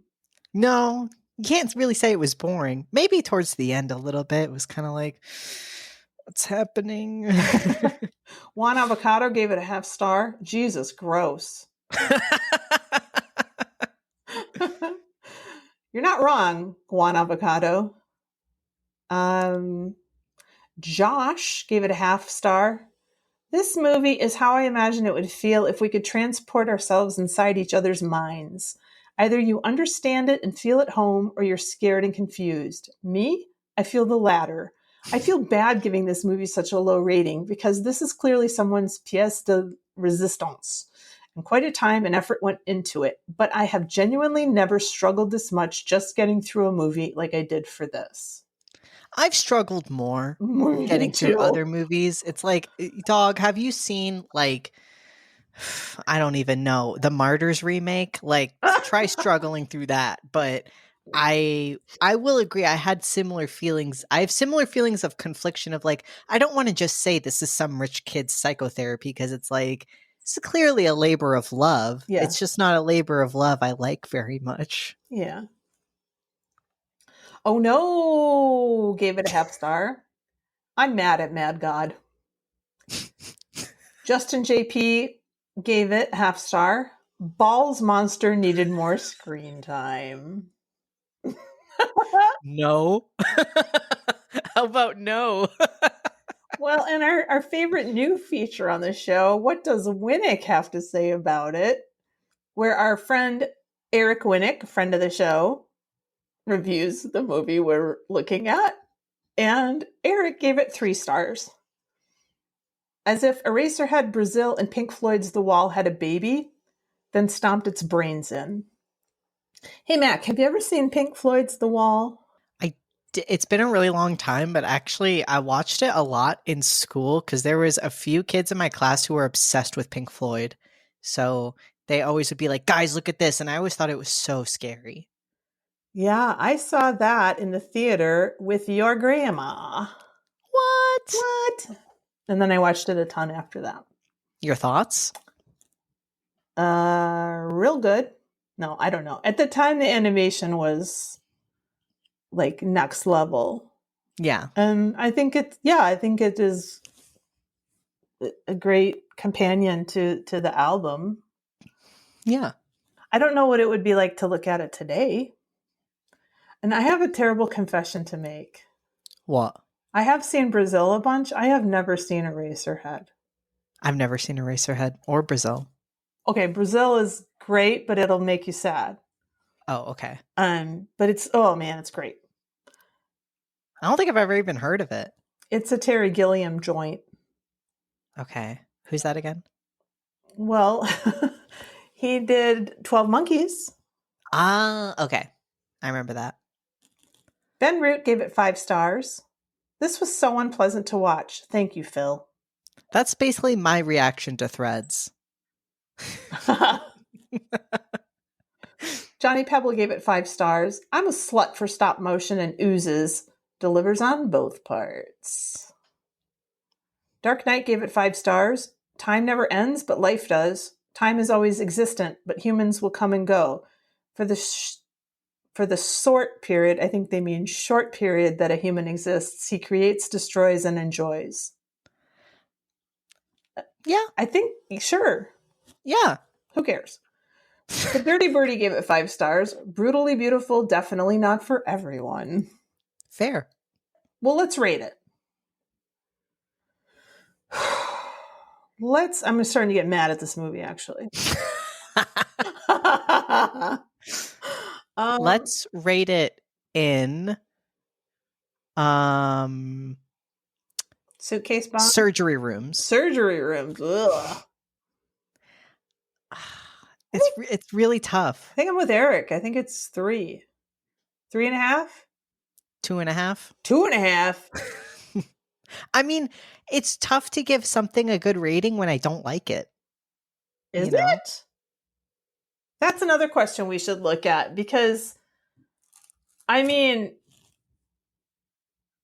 that's a good question. This is a question I don't think we have an answer to, but I think you could give a high rating to something you don't like. Okay. If you can see the artistry in it or something. Here's my example is, and don't flame me, but when I watched Moonlight, it did not hit me. Yeah. I understood, and I do think it's a beautiful film and should be made and tells a great story. It just didn't connect with me that much, but I don't think it's a bad movie just because I didn't connect with it. I give 5-star ratings to things that I'm completely like, love it, greatest thing ever. I love it, feels great. So I wouldn't give it 5 stars, but I gave it like 4 stars because I was like, this is a great movie. I think it deserves to win any awards it won, and everybody who was in it was great. I just personally did not, it did not hit me in a special way like it did other people. But I would not give this movie 4 stars because it's like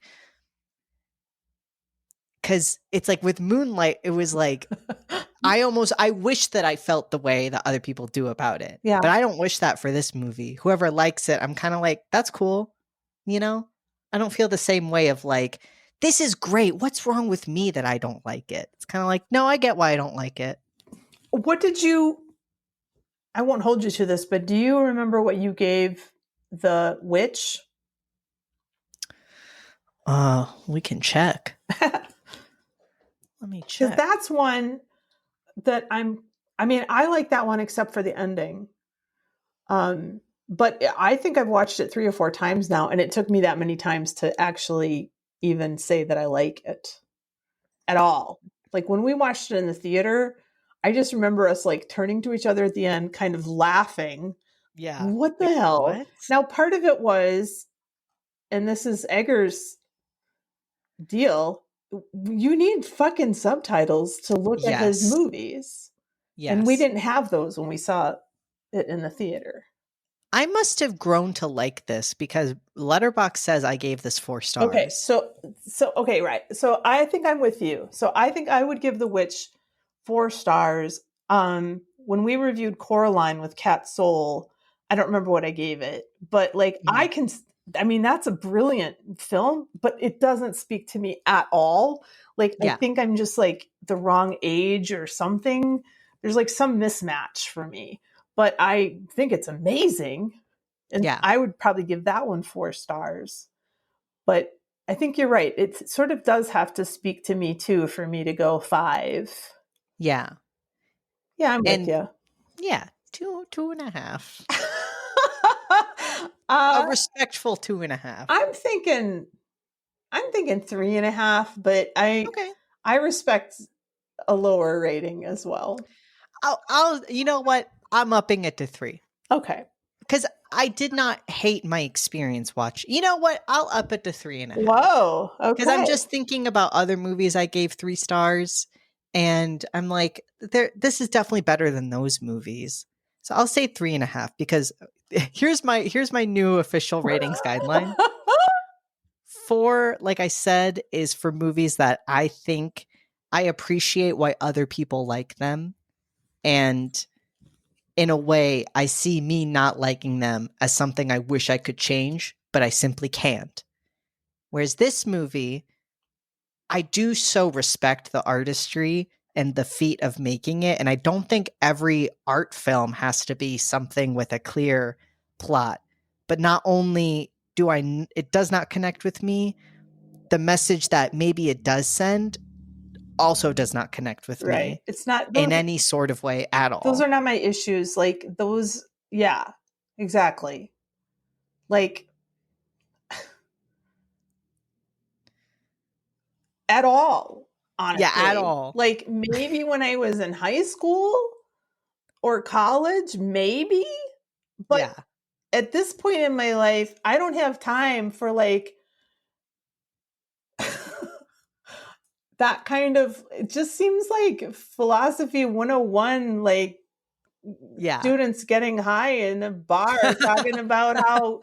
You ever think about how like fuck you, dude. Like I don't care. I don't care about your movie. Yeah. But it's cool. Yeah. But I appreciate the work you put into it. Because like I can't say that about every movie. No, that's true. I admire Eggers and I'm glad he's making movies and I hope he keeps making movies. Yes. But if Phil Tippett comes out with another movie, I'm not gonna make an effort to see it, honestly. Yeah. If I see that he did the animation work, yes. But maybe as a writer, not as much. Mm-hmm. Oh, but one thing, kind of cool thing about this, as we were putting this show together, I really got into the show Poker Face with Natasha Lyonne. And that dude, Rian Johnson, is my brother from another mother because I am totally on the same wavelength as that dude. And not everybody is, and that's cool. Yeah. But I am. Rian Johnson, mm-hmm. I love you, man, and I would love to talk to you on the podcast. But anyway, if you're listening, I'm dialed into that dude, and like I don't, that you can't say that for a lot of people. Yeah. But we're putting together this show, and there is a show in Poker Face where Phil Tippett's studio did the animation. What? Yeah. That's so cool. So there. I just thought that was kind of a cool thing. That is cool. Let's call it a day, Mac. Yeah. I think we did it. Yeah. Thank you for joining us for this episode and for all your support. It means the world of horror to us, truly. Next time, Mac's picks involve Animals Run Amok films. We will be looking at The Birds from the US and Black Sheep from New Zealand.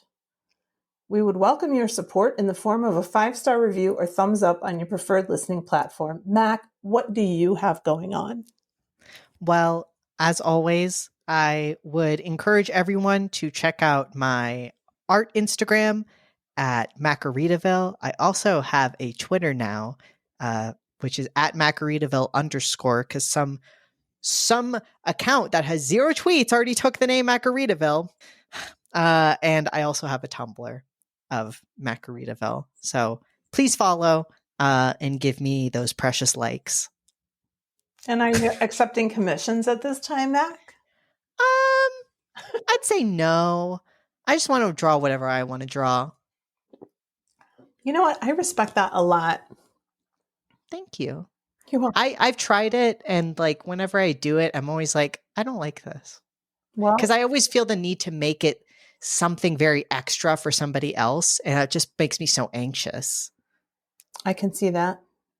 Because like if I'm like they're paying me, I got to make sure it's good, And then my brain's like, well, this isn't good enough. But if you don't have that, you can just enjoy it. Well, I still will have a little bit of that, but it won't be. It's more like then I have to just reconcile with myself of like, dog, do you really have to do it like this? And I'll be like, no, you're right.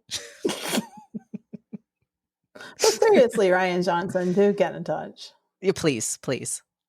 Remember, WoHos, we love you and don't go into the basement. Yay!